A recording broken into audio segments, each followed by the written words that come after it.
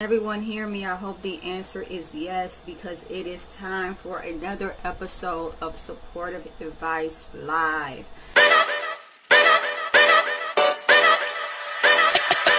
Yo!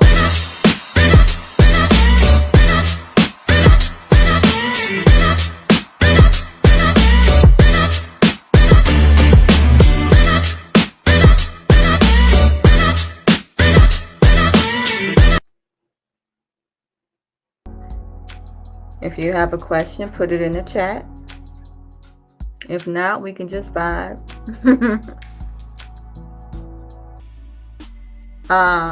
Someone said, how do you handle a friend that is always busy and don't get together with you?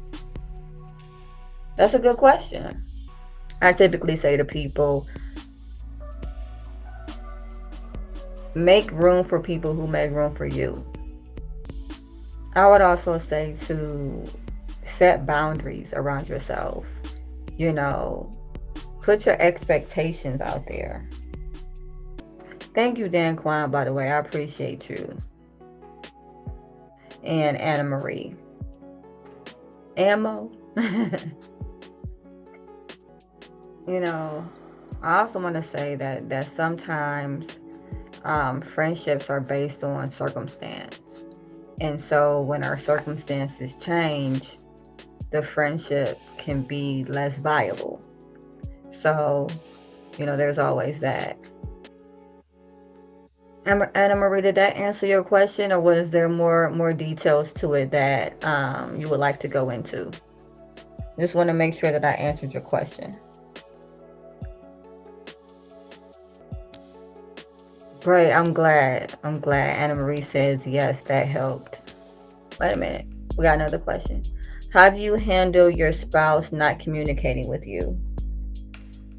That's a hard one.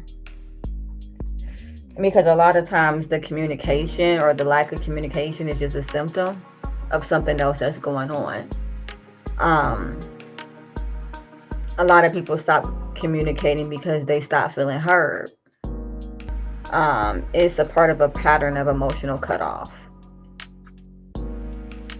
It's also part of a pattern of distancing. How long has this lack of communication been going on, Anna Marie?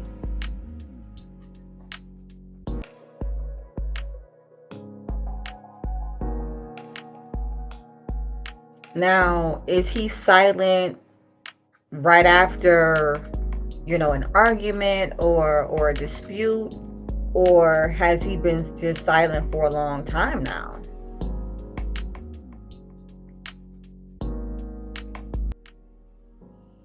Normally, people don't just shut down for no reason, which is why I'm asking. Okay. So Anne Marie said, whenever she talks about how she's feeling, her spouse shuts down and is silent. I'm curious as to what tone is being used, because sometimes we will speak in a tone that is or in conversation that is blaming, right? You make me feel like this, you make me feel like that, versus using I statements. I feel distant from you when you're not talking to me, or I don't feel appreciated when you don't acknowledge me. I statements help cut down on defensiveness. How long have you all been married? I also want to say, talking about your feelings, that's a good thing. That's not a bad thing, Talking about your feelings is important. However, it's also important that you make sure your partner has the capacity. Sometimes I'll recommend, 16 years. Okay. 16 years. March 12th. Well, I want to say congratulations. 16 years. That's a long time, so you guys have probably made it through a lot of different things. Do you typically use I statements, or do you find that the language you use may lay blame on your spouse when it relates to you talking about how you feel?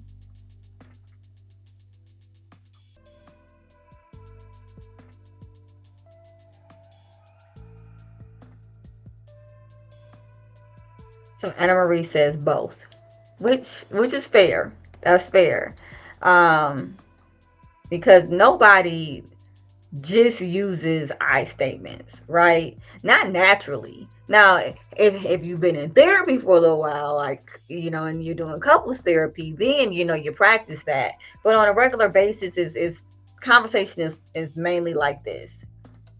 You know what? You make me feel like, you know what? When you do this, I feel like, well, I feel like you're saying, and it's a lot of that. Right. Probably not, the wave another neck. Everybody doesn't do that. But but what we don't do is take a moment first again to ask our partner if they have the capacity.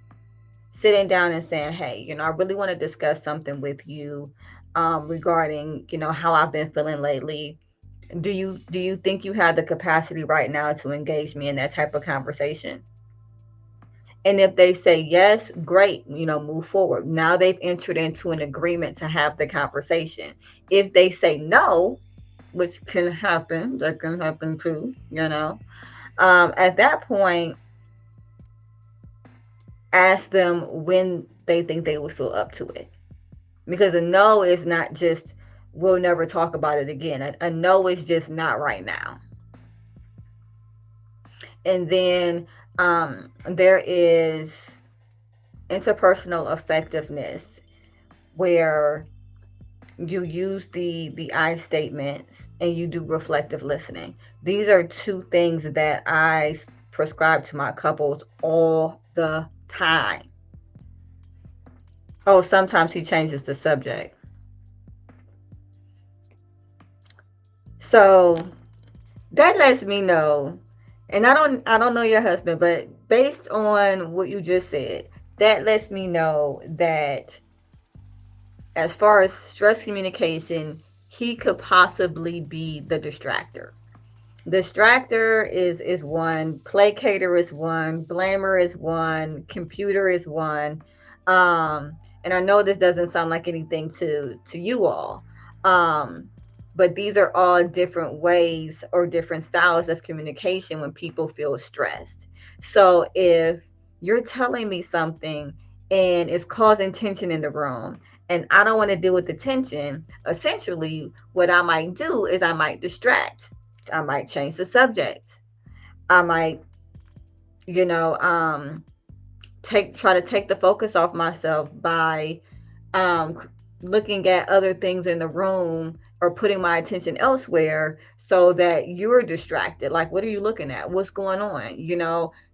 Are you looking at the TV, or what's on the wall? What are you staring at? What has your attention, right? And in doing that, I've just taken you away from what you were talking about, right? So again, it's important to ask your significant other, hey, do you have the capacity? There are so many times that we as partners will go to our significant others and just start talking. Right? We don't know where they are. We don't know their capacity. And if we haven't entered into any type of agreement to have the conversation, we're not talking with them, we're talking at them. And that's not the same thing.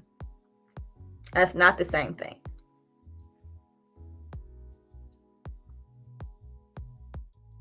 So reflective listening, getting back to that, is when someone says something to you and then you internalize it, right? And then let them know what you heard them say. An example would be, Anna Marie, so I'm hearing you say that your husband doesn't like to be a part of conversations that he feels are argumentative, right? That is me hearing what you say and then giving you what I heard. Once I give you what I heard, then you can say to me, well, no, that's not really what I was trying to say. What I was trying to say is that he just XYZZYX. This works well even in, well, not even in, but in relationships, in any type of, whether you're coworkers, whether you are friends, whether you are in a romantic relationship, even with, the relationship with your kids, it works well. What I'm hearing you say is, practicing that is really important. Practicing asking your partner if they have the capacity is really important. But not setting the precedent that if they say they don't have the capacity, you all never have to talk about it. You follow that up with, okay, I understand you might not have the capacity right now. When do you think would be a good time for us to discuss this? Because this is important to me to discuss. You don't give like this never ending way out of the conversation, right? But you do acknowledge that just because you're ready to talk about something doesn't necessarily mean the other person is ready to hear you. They haven't agreed to hear you. They haven't agreed to talk about anything with you. You don't have their agreement. And so you're not talking to them, you're talking at them. And yes, Anna Marie, thank you. She says makes sense. Thank you. Yes, absolutely. Any more questions? I'm still taking questions here. So if it was me, let's say I was talking to like a friend or something, and I'm saying something to them, and then they're just talking, and then I'm saying something to them, and then they're just talking.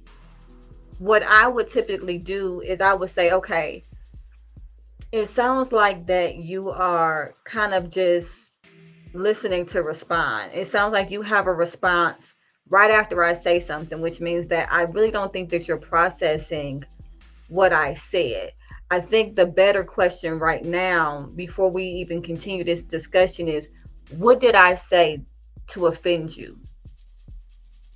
You know, at what point in this conversation did you begin not feeling safe? Because those are key elements of that. If I'm defensive, then I am listening to respond because I'm trying to um protect against attack.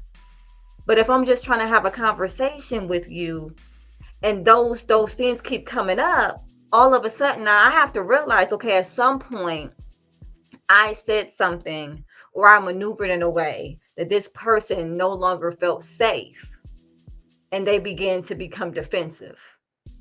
Let's go back to a place of vulnerability so that we can actually have a conversation instead of our defense mechanisms having a fight. That's good. Mm, But that takes humility, mhm. right? Because if someone starts talking over me, right, natural human reaction is, did you just talk over me? That's your Because I know reaction. you did just talk over me. You know what I'm saying? Because now I'm about to get mad and I'm gonna talk louder than you. That's human. That's innate human reaction, right? Humility says, wait a minute. There might have been an unintentional. This might be an unintentional consequence of something that I said, or something that maybe I didn't mean to, but triggered someone else. Like, it is understanding that you don't have to mean to hurt someone to hurt someone. So true. I wanted to ask you real quick. Do you watch this? I guess I don't want to call it a show, but it's kind of like it's a panel called Tonight's Conversation. Have you seen it? Yeah, I've seen it. So they're coming to Cleveland, and I would love to have gone, but I had already got my tickets to Cat Williams. So, you know what I'm saying? Can't come on the same night as Cat Williams. You know what I'm saying? I'm sorry, that gonna happen. I mean, so hey Tara, how you doing? If you have any questions, um, put them in the chat. I'm taking questions. If you want to join in, you can join in. That's cool too. The link is it's in the chat. It's pinned to the chat. So anyway, at some point there was this lady, and I was looking for the clip. I was looking for the clip because I wanted to show the clip, but whatever. So I'm sure somebody will find it. If you find it, put it in the chat. If you find the clip, put it in the chat. But there was a woman, and she had asked something along the lines of why, when we question our men and about, I guess, being unfaithful or whatever it is that we question them about, right? All of a sudden they say that we're insecure. But essentially she was saying, why when we catch our dude doing something and then we start to question them about it, all of a sudden we're insecure. And the response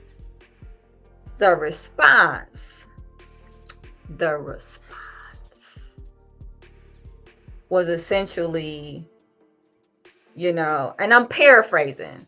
So Trill, if you ever run across this, which I highly doubt, but if you were ever to run across this, Trill, I'm paraphrasing.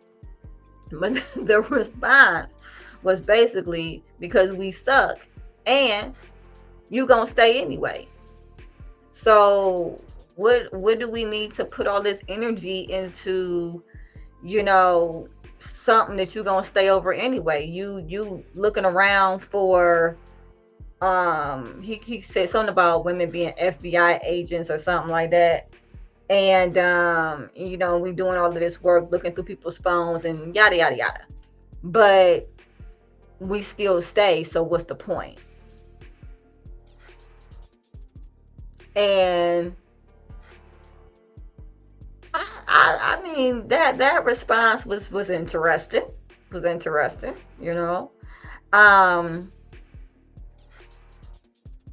I get, what he's saying, just in the sense that, like, there's only so long that you can be a victim. You know what I'm saying?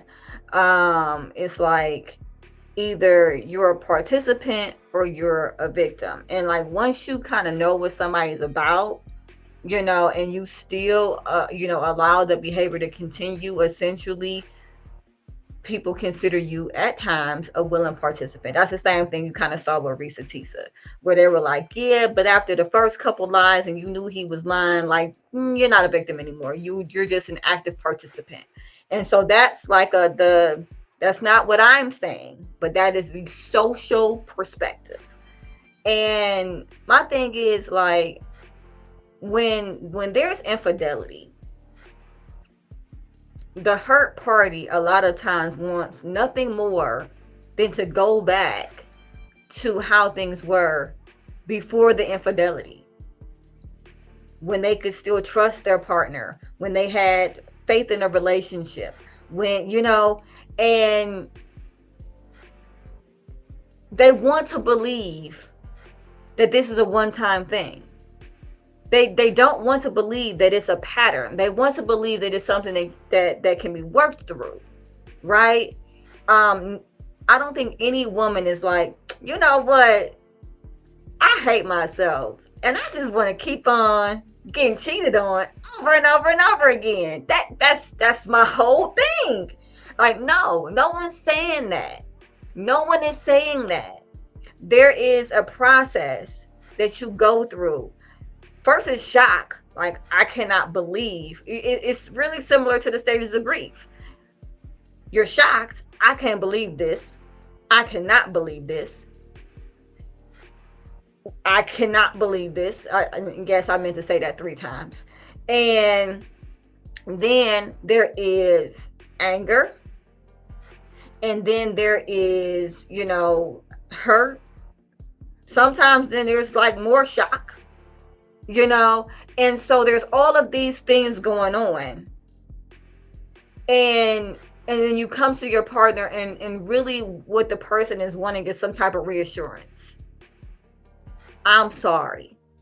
Or, this is not, you didn't see what you thought. Like, people really want, you didn't see what you thought you saw type deal. You know, women are not taking these people back. Men are not taking these individuals back because they don't believe that the person won't change. And so to say, like, what's the point? Because they want the person to change, but they're also looking for reasons to trust or not to trust. So both of those things are happening. Go ahead, Mo. You mentioned that no one wants to um know that you mentioned, I'll just say this, when I was listening to you, I thought about women, or it's men too, it's not just women, but women and men who want to be loved so badly that you will accept anything and you know it's wrong.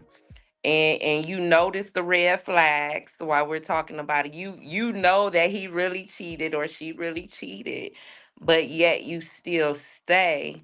And sometimes what I've learned from some people I've seen, and even in my own life story, let's be real, like everybody has struggled with this in some kind of capacity, Oh, or yeah. if not, if you so-called super woman and superman, you know someone who has dealt with it, right? And wanting to be loved so badly that you will accept the unacceptable. Because at this point, when I think about the question she asked, and we don't really remember the whole clip, I think I saw it too. um, However, many times when people ask, they have experienced it already. They know that person is guilty. And like you said, you didn't sign up to stay with somebody who cheats and continues to lie. But also, I just wanted to mention the self-reflection part of, do I want to be loved so badly that I'm accepting someone who continues to hurt me? Who Someone who continues to put my life at risk by sleeping with different people. um yeah. That's a good question. And I think that oftentimes in that emotional state, we're not asking ourselves those types of questions. We're so busy trying to unravel what we thought our life was versus what it actually is, who we thought our partner was versus who they actually are. And a part of us is in disbelief. Now, when she was saying, you know why, when you catch your man cheating, and you start asking him questions, does he say that you're insecure? Well, essentially, what is he doing? He's distracting. Oh, wow. What was you saying? Being manipulative, gaslighting, Hmm. deflecting, or anything you want to think of, that's what he's doing. Yeah, he's all of that, and he's distracting, right? He needs time to think of something, okay? Like, because his whole world is kind of tumbling down right along with yours, because in his world he could do this and still save the sanctity of your relationship, right? And so now these two things are competing against each other, and he needs some time, so he's going to distract. Man, quit being insecure. Now we're talking about me being insecure. I'm not insecure. I think you cheating. Why would you say that I'm insecure? I met that, I this, I that, I me. And we're talking and talking and talking and talking and talking. And he has time to think about what his next move is going to be. Right? And yes, calling someone insecure and telling them that they don't know what they're talking about when you know that you're obviously cheating on them, yes, that is a huge form of gaslighting. It's also a huge form of distracting. What do magicians do? They have a beautiful assistant. Why? To distract you. You know what I'm saying? So that when they're doing whatever the thing that they're doing, you don't see it. You just see the magic. Right? That's the same thing. That's a maneuver meant to distract you. So you don't keep focused on, look, I'm hurt right now. I saw this. You did this, because it doesn't really matter why. And I know that this a lot of people won't agree with me, but it doesn't, because I've seen so many relationships where there were infidelity. And the why, even though that's the first question asked, was never really important, because the person is not going to just say what the truth. Oh, well, I was just out, and I have low impulse control, and I just slept with this other person, and I didn't think you was gonna find out about it. And then it was, I liked sleeping with them, so I kept sleeping with them. But I still love you, so I mean, obviously, I kept sleeping with you. But then I still kept sleeping with them. Nobody wants to hear that. Somebody's searching for like this in-depth answer of why would you sacrifice our relationship, and like, people don't want to hear that people are just out there peopling. They don't want to hear that. And a lot of times a person doesn't have this big, profound reason why they cheated on you. They just did. It doesn't mean that you did something wrong. It doesn't mean that you were lacking in some area. It doesn't mean any of that. It just means that the circumstance came up where they compromised themselves, and you were a casualty of that. Period. I have yet, and I've been doing therapy for a good little while, right? I have yet to hear a justified reasoning of why somebody cheated on somebody. But I hear the question all the time. Why? Why? Why? Why? Why? And the reason why is super important to people is because the infidelity is outside of their control. The fact that their partner stepped out on them is outside of their control. So the way that people try to take things and put it back in their control is to gain some form of blame. If I can blame myself for some of the reasoning as to why this happened, I can feel like I have some control. I can feel like if I make X, Y, and Z changes, I can control this situation. You can't. It's not your fault. And you cannot control this. You can experience it. You cannot control it.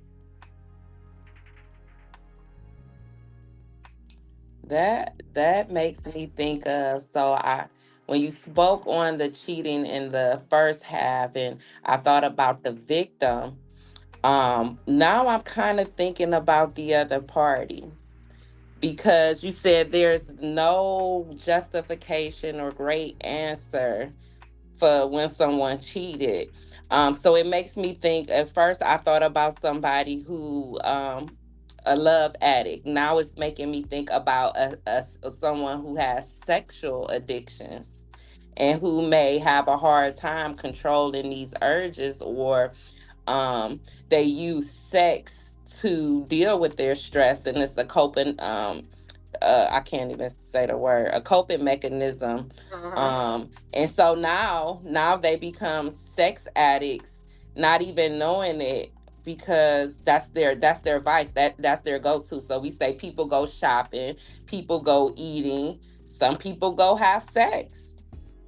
I mean, it's true. It's Mm-hmm. you're speaking absolute truth, which is where I went back to. I have low impulse control. Yeah, that's what you said. That's what made me think about it. The low impulse control. You know, because essentially that's what that is, right? Mm-hmm.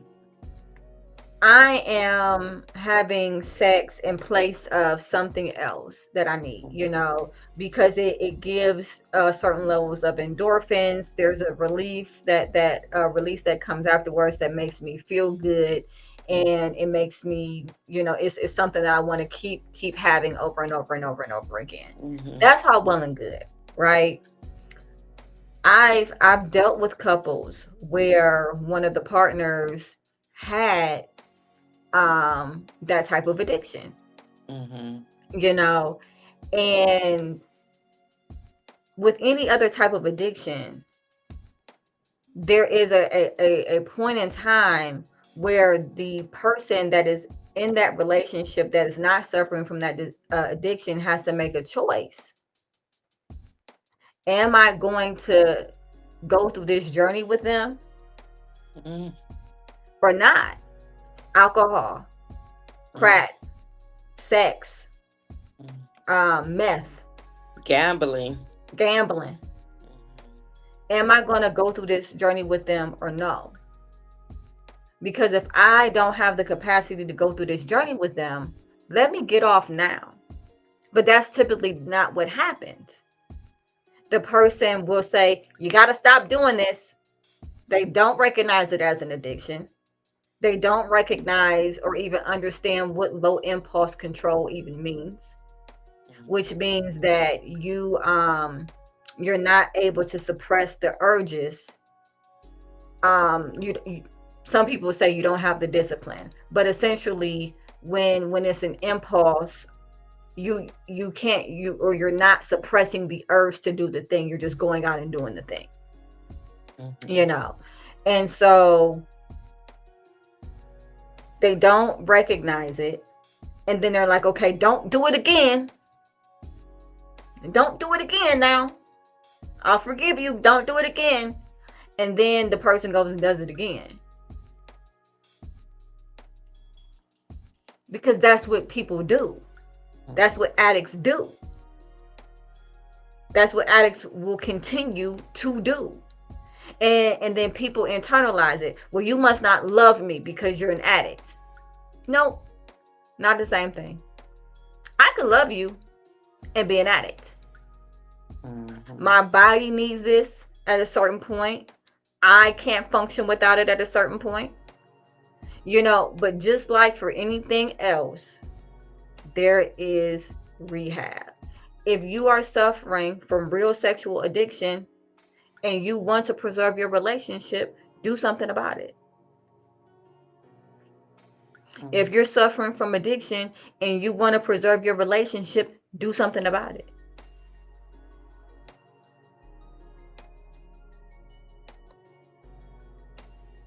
Oh, this is And if that good. person's not willing to do something about it, what are you going to do?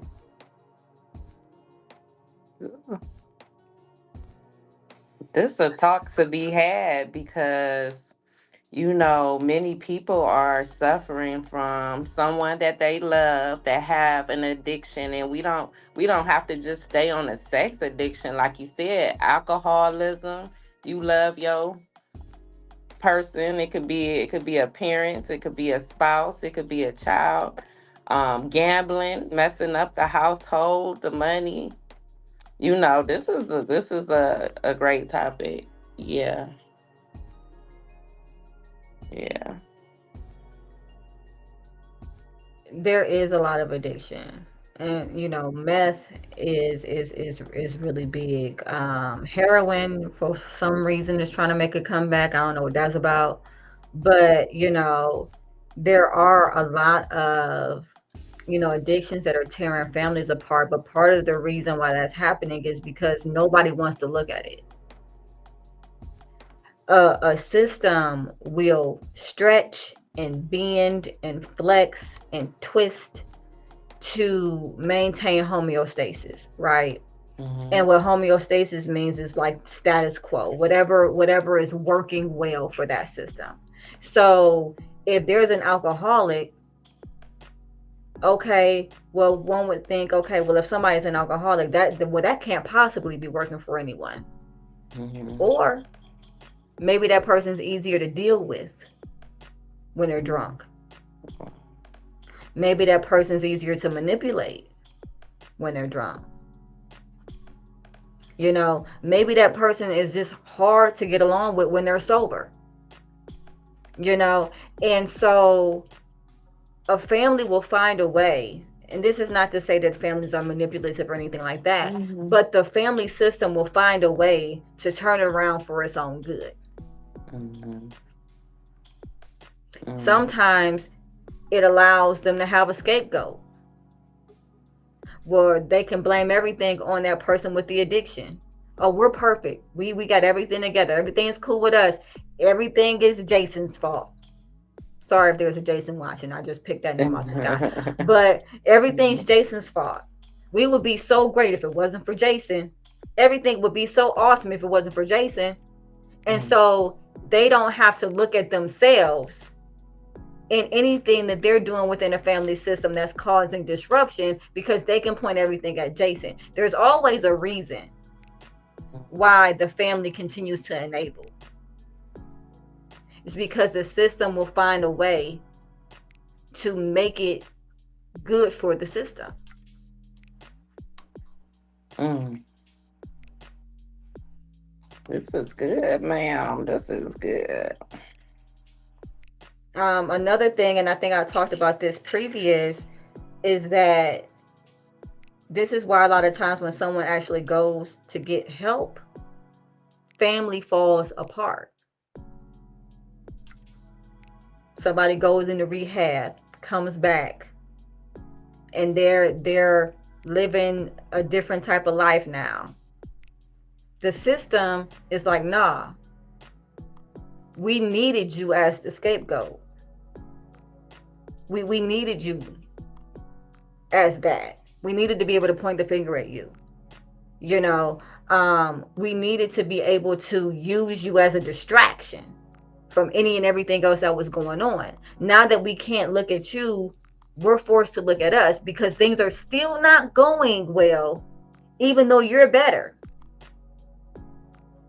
And so it's a consistent thing that families, unfortunately, they assume that they would thrive, if the addicted party was no longer the addicted party. But a lot of times what they realize is that it's so much that that addiction was just a symptom of that they haven't dealt with. That's good. I can give an example. Um, about 10 years ago, I decided to quit drinking, and when I decided to quit drinking, you know what? It may have been longer than 10 years now. But anyway, when I think about that time, um, I had friends who was like, "Hey, yo." Oh, you not coming to my birthday party? No, I can't come right now because I'm trying to quit drinking. Oh, it ain't gonna hurt you. It ain't gonna hurt you to come. Yes, it is right now. If I come to the party, I know I'm going to have a drink. Okay. And so I couldn't come. And so I found that I had lost a good amount of friends. And then it had me just thinking like I was surrounded by people who love to drink. And I'm not knocking nobody. If you love doing what you do what you do. I'm just sharing. And so I found that a lot of people didn't like that I had stopped drinking. And they would say like, if I be around them, you could have a little drink. I mean, you could drink wine at least. And I say no. I'm choosing not to drink. I'll drink. You can pour me some cranberry and orange juice in here, and that'll be my drink. And I found that it was people who were upset with me when I was trying to make a positive change, and I couldn't understand it because I wouldn't say, "Hey, you need to stop drinking," or I wasn't judging them about what they were doing. But they would say to me, "You can have a drink. Oh, that bothers me. You just sitting there with your little ginger ale and this and that." And I couldn't understand why the people that I loved was so bothered about something positive that I chose to change for myself. So yes. Because you were a reflection of what they didn't have the strength to do. Mm. That's why. And often that's what happens. We make a big change, we do something drastic, and it's almost as if it shines this mirror on the other people around us. You don't have to go to anybody and say, you should stop drinking. Right. But they see you and you're doing your thing and you're not drinking. And then it makes them more conscious of the amount of drinks they're having. Mm. Makes them more conscious of their behavior around you. Now, when we're all drunk, we don't have to be accountable or conscious or any of that. But when there's that sober person, now all of a sudden we're uncomfortable. You become a mirror, you become a reflection. And a lot of times that's what happens. But even in the family system, a lot of times there's an enabler. There's that person that is saying that they don't like that person drinking, but continues to supply the alcohol. But they hate it. They hate that person's drinking. Oh, it's awful. But they'll continue to supply that alcohol. They sure will. Or that family member who, they might not drink, but oh, I know that person has a connect to marijuana. So yeah, I down them for drinking, but I use they connect for marijuana. You know what I'm saying? So if that person was to like completely get out of whatever they were doing, it's like, well, wait a minute.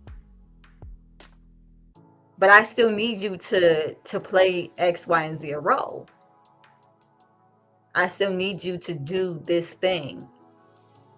I don't want to look at what I'm doing. Can you go ahead and continue to be a clown, please? Please be a clown so that we can look at you and be distracted from what's actually going on in the grand scheme of things. Because once the clowns are gone, all of a sudden it's just dark. And now all we got to do is look at ourselves. So when you talk about that, for someone who is trying to change or Mhm. they are changing, and someone else is throwing their insecurities onto you, what do you suggest to that individual? So I'm gonna dive into that question a little bit just so I can make sure I understand it. What I'm hearing you say, eh, reflective listening, is someone is attempting to make a change in their life. However, others around them are bringing up different insecurities that that person has. No. Okay. So you gave the example when I was sharing that they will point to me and say, "You can have a drink or this and that," and you said it's their insecurities, their mirror, the reflection.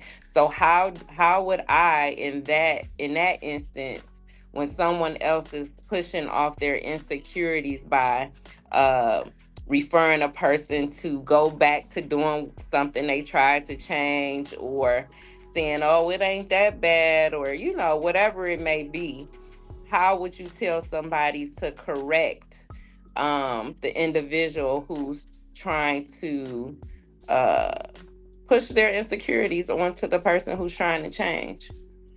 So the first thing that I would say is understand very clearly they're not talking to you, they're talking to them. Don't take it personal. They're not talking to you. Everything that they say, they're saying to themselves. It's okay to have a little drink. Mm. It's not that bad. You can drink. It's cool. It's okay. They're not they might be saying it to you, but they're not talking to you. They're talking to them. They're trying to calm whatever voice in them is telling them that it is not okay. Because obviously you made it very clear you weren't telling people it wasn't okay. Mm-hmm. But there was something inside of them that was telling them it wasn't okay. So the first thing is to understand that when those people are talking to you, they're talking to themselves. Mm-hmm. They're not really trying to get you to have a drink. They're just trying to make themselves better for having them. Wow. So that's number one. Number two, you know, is very clear. You know, hey, no judgment. Do your thing. Have fun. However you see fit. And allow me the space to be able to have fun the way that I see fit. You know what I'm saying? It's no shade. You know, they're looking for some type of permission to be able to do what they want to do. Now as a therapist, I ask questions like, I'm curious as to why you feel you need to tell me that. Are you feeling uncomfortable about drinking? Like, I would ask that question, but then I do a lot of constructive confrontation, you know what I'm saying?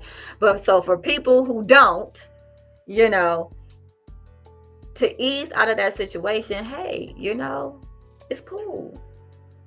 No judgment. Do you. I'm going to do me. And leave it at that. Because they're seeking permission from you, essentially. They're seeking permission. And the permission comes from you actually indulging in the same act, right? That it can come from that. So that's action. Or it can come from verbal. Hey, it's cool. Do your thing. Have fun. I'm gonna just chill and let it be that. If you find that that person is getting really aggressive, it's because they have a bigger problem with the reflection than you might have thought. And that's not your burden to bear. That's not nothing that you need to take on your shoulders. That's something they need to deal with. If they don't feel comfortable drinking, and that manifests when they see other people that used to drink not drink, that's not something that you have to solve for them. You don't have to take a drink because they're trying to soothe their own conscience. You don't have to give permission through physical action of participating in what they're asking you to participate in. Hold your ground. Your boundary is your boundary. You don't have to be mean, but hold your ground. Hey, it's cool. I'm good. And just leave it. Leave it at that. Because they're not talking to you anyway. They're talking to themselves. They're pacifying themselves. So I see, I hope I'm saying your name right. Samar, Odin is on. Tara, you were on at one point. I don't know if you're still on. Erica, I see that you were on. I appreciate you. And everybody who, asked questions, I 100% appreciate it. I'm here every Thursday. I'm just looking up a little bit because I don't want to miss nobody. I know Mo is on because I'm talking to Mo right now. Anna Marie was on as well. Daquan was on. I hope I'm saying your name right.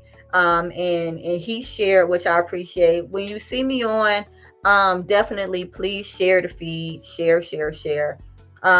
Because I'm on here trying to create an open forum platform for us to be able to talk to each other and learn from each other. I'm a licensed therapist, and I have professional insight, I don't necessarily like to call it advice, even though it says call supportive advice live, but I have professional insight, and so if you have questions, feel free to come on just like Mo did, right? This wasn't scary, Mo, was it?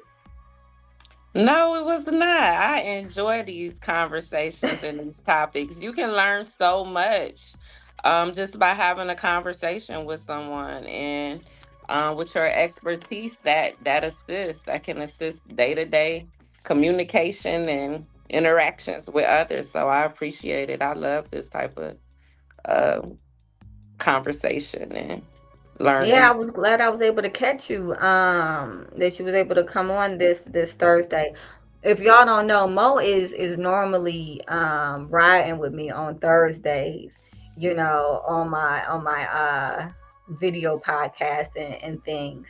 Um, so I'm so glad that you were able to come on and everything. I always look forward to our conversations. Um, My does it, class My huh? class is almost over, so All I'll be back right. soon. It's almost over. But I look forward to it. Now, does anybody else have any other questions before I let you guys go? Because I do have to jump off soon. The while they're moderator, while huh? they're typing, when does the show come on again? I come on live Thursdays around six ish. You know, I'm not perfect, y'all. At the end of the day, things come up. So sometimes I'm here at 6, sometimes I'm here at 6:15. Today I was here at 6:30. But 6ish, I'm here. And I'm typically on here. Normally we have a topic like we'll do, am I the a-hole, or we'll have like a specific topic that we're talking about. But today was just kind of like a free for all. But yep, Thursdays, I'm here. So, subscribe, or, like the pay supportive advice live, so you can get updates of when we're live and all that good stuff. And you can be a part of the conversation. Also, I'll try to make sure that I keep the link in the chat so that people can actually come on, and we can have, real time conversations just like me and Mo did today. I think this was pretty good. What you think, Mo? Yeah, it was. I enjoyed it. And I already have some things I would like to put in the suggestion box for some topics. Oh Uh, yes, yes. uh, Please DM me with any suggestions. Um, Aquila Weekly. That's my Facebook page. I also have Supportive Advice Live. I also have Supportive Advice. So you can go on any one of those platforms. I also have TikTok. And every platform everybody else has, right? So you can DM me on Instagram too. I think it's Aquila Wheatley LMFT, something like that. I believe that's what it is. So inbox me with topics, questions, concerns, conflicts that you might be going through, where you would want some professional opinion, on it. I'm for it. So Mo, don't forget to text me. Text me with those topics because I'm gonna get to it.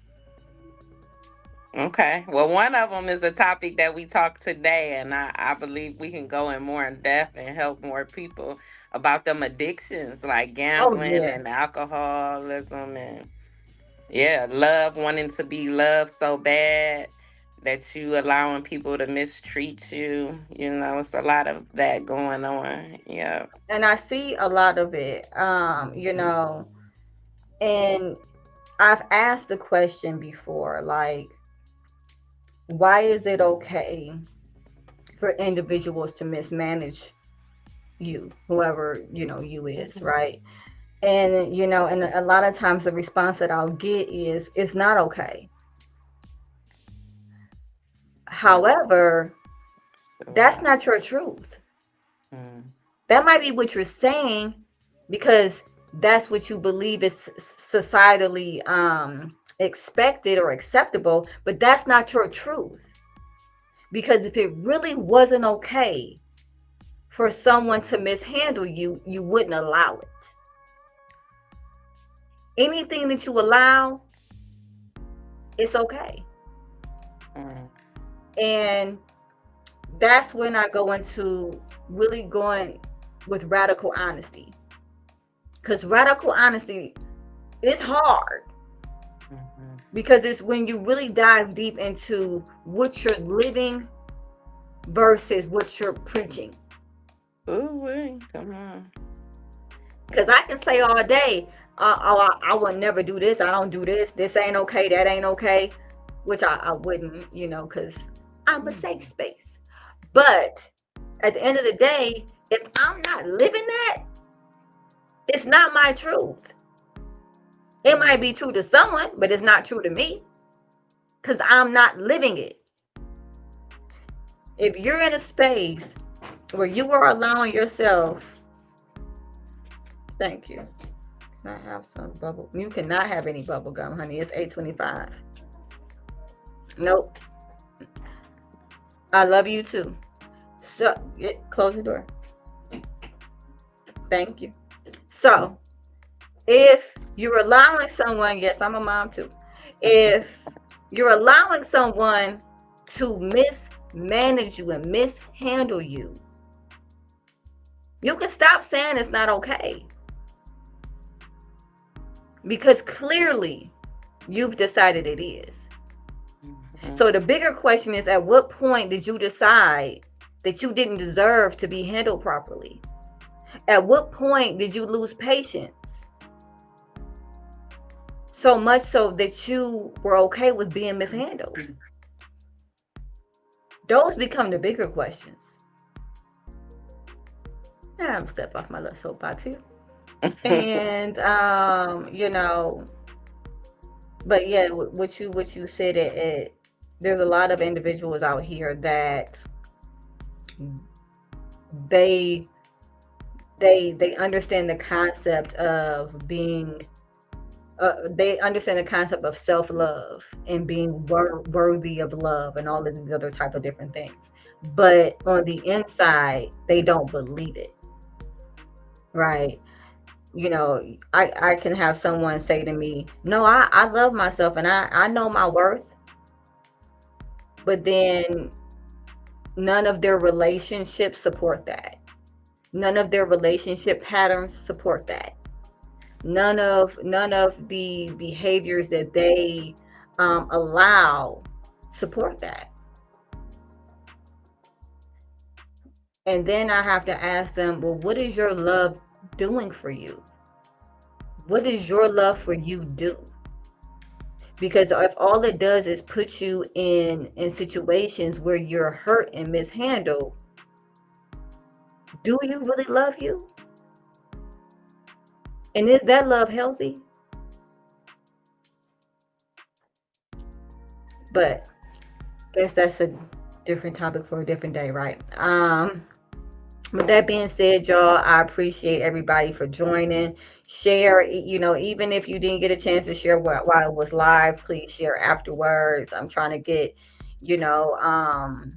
more people to get involved in this conversation. And thank you so much. I appreciate you. Again, my name is Aquila Wheatley, and I'm a licensed therapist, and I'm here on Thursdays at 6ish. All right. All right. I'll talk to you guys later. Thank you, Mo, for jumping on. I appreciate you. Bye, everybody. Have a great day. You have a great night. Bye.